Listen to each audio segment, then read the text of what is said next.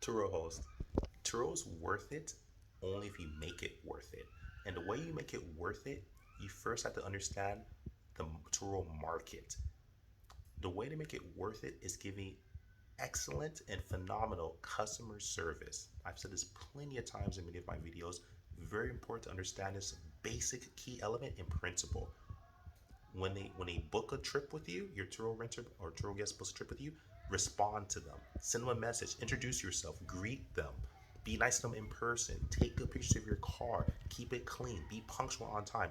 You do these simple, basic elements of respect, and you'll definitely succeed in Turo. That's all you need.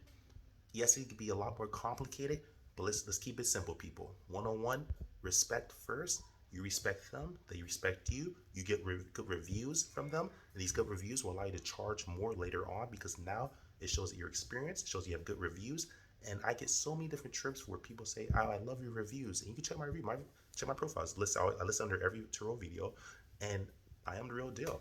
I have a lot of different trips under my belt and I have a lot of great reviews. I'm a 5-star power host and I know what I'm talking about. No arrogance intended. You can do this. You can be better than me. Love you guys. Life Scar, Carly out.